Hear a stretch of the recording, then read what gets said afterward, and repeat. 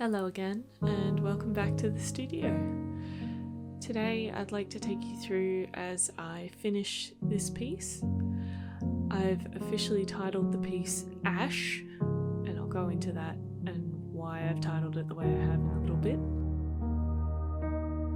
After the last video, which you can have a look at by clicking in the card or in the description below, I decided to completely avoid the face of this portrait, as that's what caused me a lot of difficulty, and work on the body, work on the hair, work on the textures to gradually sneak up on the face this time.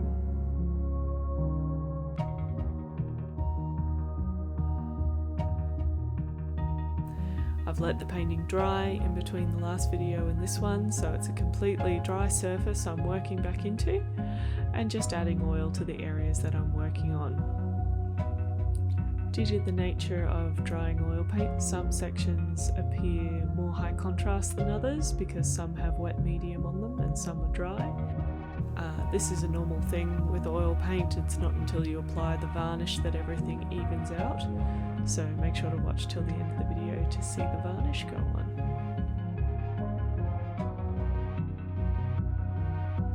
One of my favourite parts of this painting is just how the subject's hair has a complete organic personality all its own. The way it whips around her face, interacting with her knee in front of her, hiding her, concealing her, but also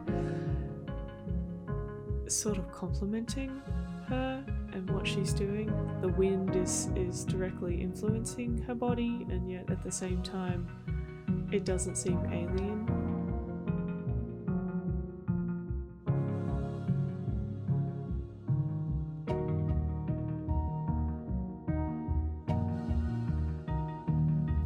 The work's title, Ash, actually started back second week of March 2020 when I started this piece, almost 3 months ago. And the reason that is it was the idea of using a figure who's being engulfed and covered and is devoid of colour as a synonym for the pause, that little step between trauma and healing. The ash comes after the fire, during the fire, and gradually blows away afterwards when the land gets to heal.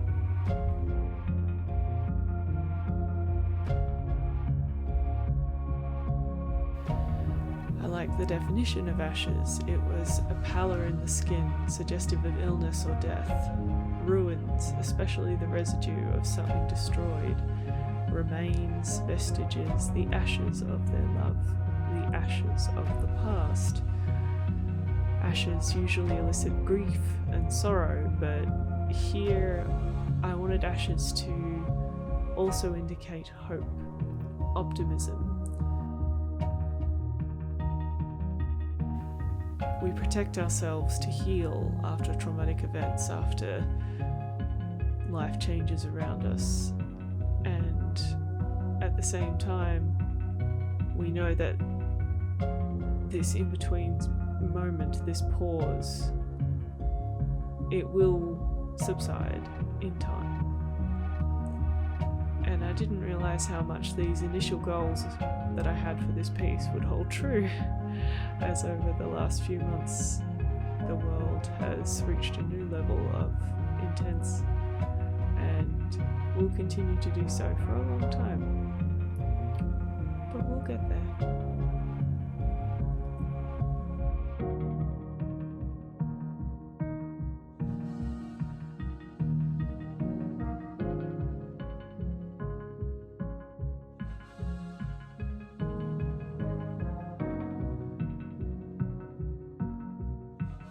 As I continue to work on the face of the painting, we've had another drying period, and that's allowed me to sort of go into some areas and feather them out, add a lot more contrast and brightening up the tonal values of the face. I wanted the face to grab the attention of the viewer, so I knew it needed a lot of contrast and needed some of the lightest values in the entire painting, so that way they stood out.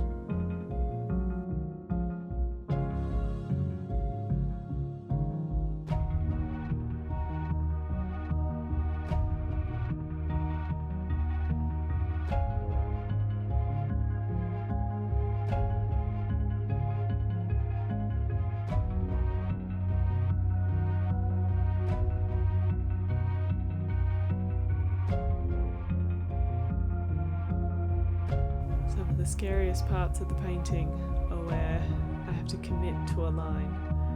These little wisps of hair that actually interact with the face were definitely one I held off doing, because once you cut through the face, you can't keep playing with the skin, playing with the flesh in that certain area without turning that bit of hair into an overdrawn, contrived bit of line. So it's always a bit terrifying to place those paint strokes, but very satisfying in the same way.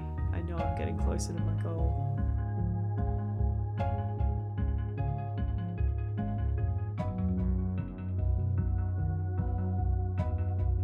To finish the painting, to even more thoroughly highlight the head, I wanted to increase the darker colours and the use of the metallic graphite to create a bit of a shadow halo effect. I like the idea of halos, and their very simple geometric form as highlighting the importance of a character, the importance of the subject, and inviting the viewer to really look into their eyes and go straight for that eye contact. It's said in a lot of artist guide media that eye contact doesn't sell, and you shouldn't paint eye contact because it can make the viewer uncomfortable, but I like to think eye contact means that the painting isn't passive. She looks at you at the same time that you look at her, and automatically the idea of looking at a painting becomes more of a conversation back and forth. It's less of a passive board that's just there for attractive qualities or for something to fill a space. It's something that changes and shifts each time you look at it, and something that grows with you over time as a viewer.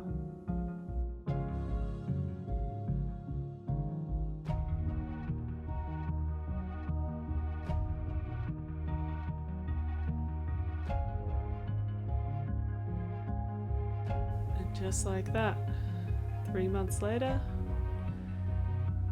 and she's here.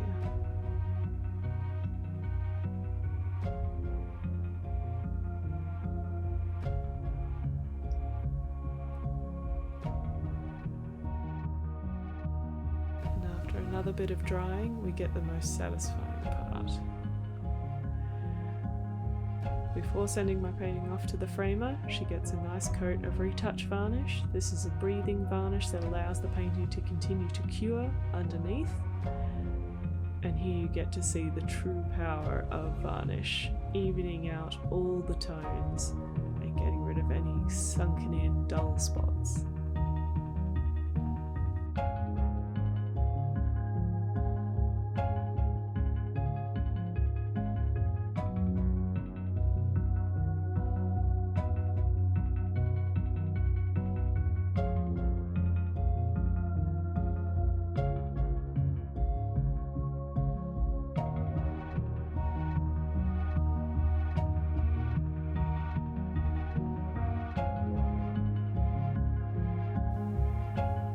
Thank you so much for watching. If you haven't, please hit subscribe so you can keep up with my paintings and see how they all finish. And stay tuned for the next piece. Thank you so much.